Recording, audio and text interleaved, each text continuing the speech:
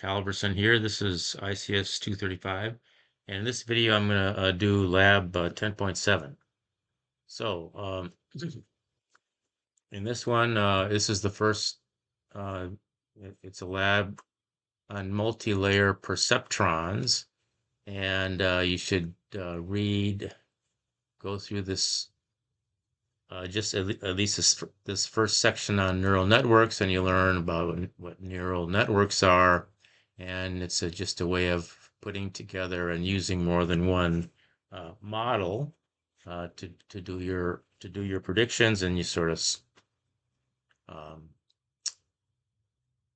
uh, collect them together, and you can have multiple layers, and so they can get pretty complicated. And these are the functions are, uh, each one will produce an output, and they will be connected to the next node with a weight, and uh, those are input to a node, and then there's a new output, and so on. And so there's these layers, and talks about common activation functions. Where's multi-layer perceptron, which is what you should be able to define, just means that there's more than one layer, there's more than one hidden layer, and each node is fully connected to the next layer, to the next layer nodes. So we see here that this node, this is the first layer, it's connected to all the previous layer nodes, and this node here is connected to all the previous layer nodes. This one's connected, see, so this node is connected to all the next layer nodes, and so on. And so that's a multi-layer perceptron. More than one hidden layer and fully connected. All right, so in this here in lab 10.7, it's a multi-layer perceptrons lab, and first we're supposed to we're looking at diamonds, and we're trying to predict price based on cut, color, clarity. Yeah, based on those three, we're going to try to predict price. And so first we're going to create the data frames, and then we're going to initialize a multi-layer perceptron regressor with 2 hidden layers of 50 nodes each. So we're going to be using this parameter here, and it's going to be like 50, 50. This one defines a neural network with 2 hidden layers. That's what we want, 2 hidden layers, 50 each. So that's 100 each. And the activation function is going to be equal to identity.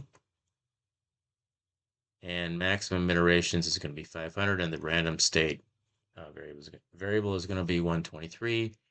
And so we're going to initialize and fit that, and then we're going to print out the price predictions for the first 5 rows of the training data and the R-squared scores. This is a regression of the training data, and the testing data rounded to the 4th decimal place.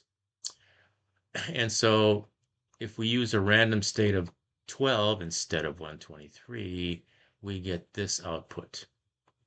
So it doesn't look like we have to do too much. First we're gonna this is what the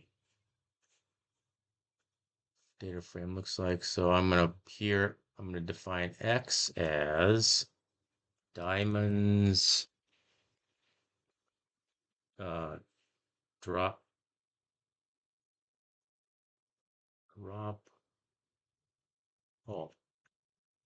containing all the fields except color. I read that wrong. Okay, except color. So let's take a look at this. Okay, so we're gonna exclude cut, color, and clarity. So we're gonna try to predict based on caret, depth, table. Okay, So we're gonna drop those. That's let me go back to here. And the first, so we're gonna drop um, columns. That's how you write it. Equals cut clarity. Oh yeah, we're gonna color clarity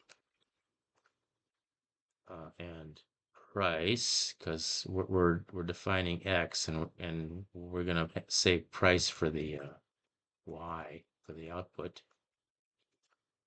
And then here we're gonna define the data. The Y is just gonna be diamonds price.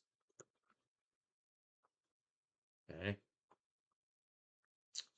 And then we're going to do this splitting up the, I don't need this anymore, do I? Training data and test data this way. And now we're going to initialize the multi-layer perceptron regressor with 2 hidden layers of 50 nodes each. Activation equals identity, and then these other two. So that's going to look like this. It's going to be okay. We're using this thing here. Okay, so that is the name of the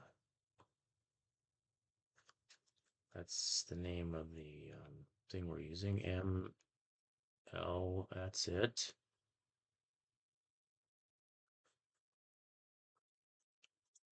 Hidden layers, it's this. Hidden layer sizes. That doesn't work. It's in, oh, there it is. Equals 50 comma 50. And then the next one is going to be activation. And that equals identity. And then the next one is going to be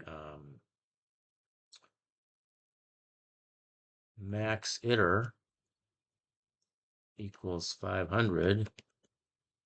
And random state equals, and I'm going to do the test one, which is 12, right? 12. Okay. So I'm doing this one. And that is defines the model.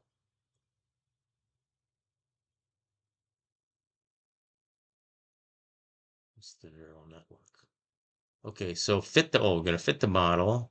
And so it's just something like MLP model.fit. MLP model.fit. And we're going to X train and NP ravel Y train. All right, so that fits the model on the training data.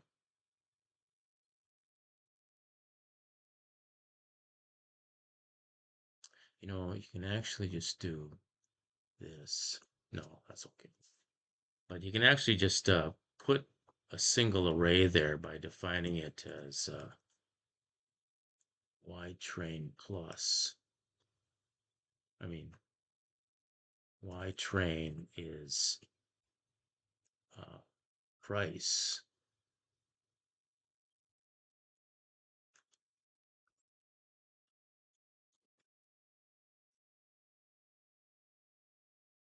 See, because you want an array there, not a data frame, and that's the array you want.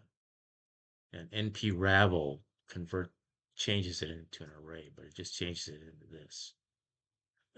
Anyway, you can do that, or you can put NP ravel Y train.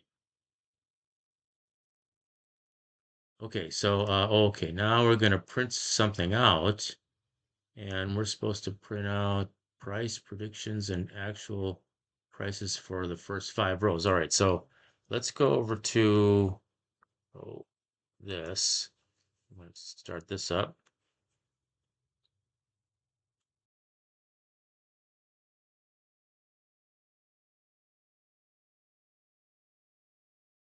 All right. So if we look at this, let's run it. And we look down and see what these are because we're doing price predictions over here. And down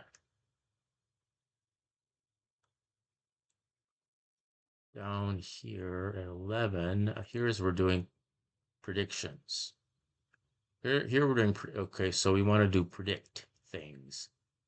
This is basically what it's called MPL model, same thing. And so I'm just going to copy, and it's first 5 rows. So I'm going to copy this and I'm going to paste it here.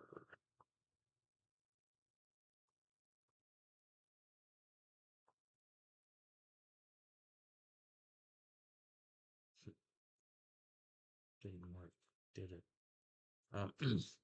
Does this work? No. Oh, okay. Anyway, it's not working, so I just have to type in MLP model dot predict.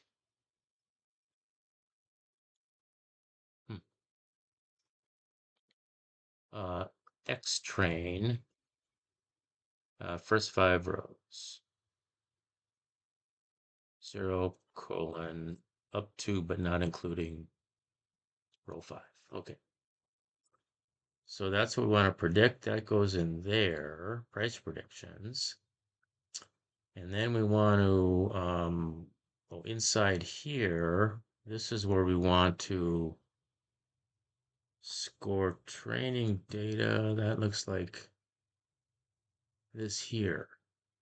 Can I copy this? I'm going to try really hard to copy this. Control C. Control V. There we go. Yeah, and round to 4 decimal places. That's what they want you to do right here. So the next one is score Y. This is what.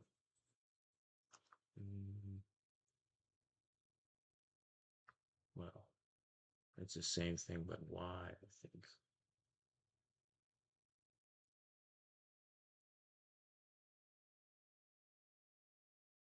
Testing data.